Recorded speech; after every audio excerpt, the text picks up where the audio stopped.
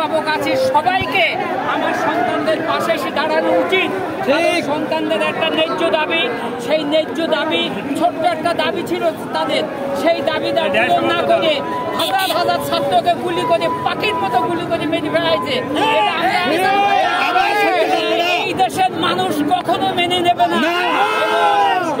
এর ব্যথা, এর ক্ষত যুগ যুগ ধরে এ দেশের সাধারণ মানুষ বহন করবে। তাই আমি বলতে চাই, আপনারা যে যেখানে আছেন আপনারা বাড়িতে বসে থাকবেন না। একমাত্র এই খুনির কাছে খুনির বিচার কখনো পাওয়া যায় না।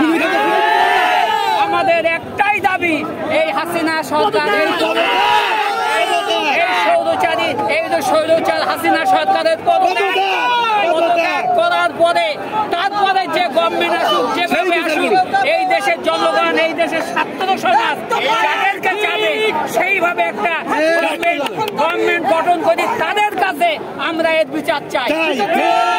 আমরা প্রথমে এক দাবি, এই হাসিনা এই খুনি স্বৈরাচার সরকারকে আমরা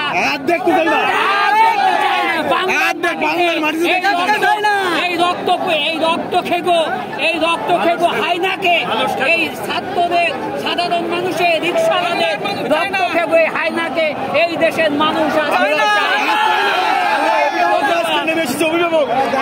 দেখতে পাচ্ছি যে কিন্তু পানি এগিয়ে দিচ্ছে, বিভিন্ন ফুটেজটা দেখতে পাচ্ছি।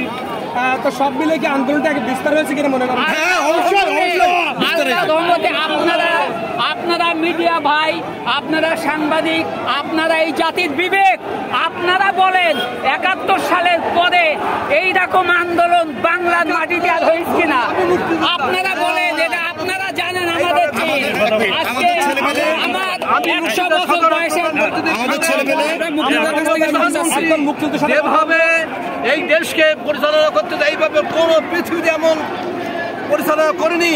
এইভাবে রক্ত খায় মানুষকে নির্বিচারে হত্যা করছে এই সরকার, মানব সরকার। আমি সদরাত্রার মসজিদের খাদে মুক্তিযোদ্ধা। আপনার নাম কি? আব্দুল গফফার। আপনি নিজে মুক্তিযোদ্ধা? আমি নিজে মুক্তিযোদ্ধা। এই এত রক্ত খাওয়া নির্বিচার শিশুকে হত্যা করেছে এই পৃথিবীতে কোন সরকার এইভাবে করতে করেনি। আমরা আমার ভাইয়ের রক্ত পিতা যেতে দেব না।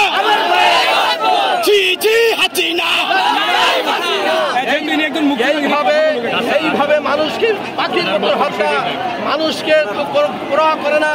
উনি এখন বলছে আমি সব দাবি মেনে গণভবনে আসেন।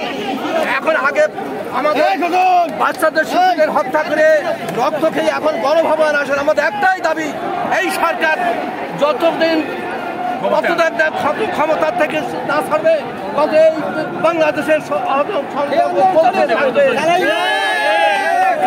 আপনি তো মুক্তিযোদ্ধা হয়েও এই আন্দোলনে শরীক হয়েছেন, সন্তানদের পাশে আছেন। আমাদের সন্তানদের পাশে আছি। আমাদের সন্তানদের জন্য বুক পেতে রেখে আমরা অভিভাবকরা বুক পেতে দেবো ইনশাআল্লাহ।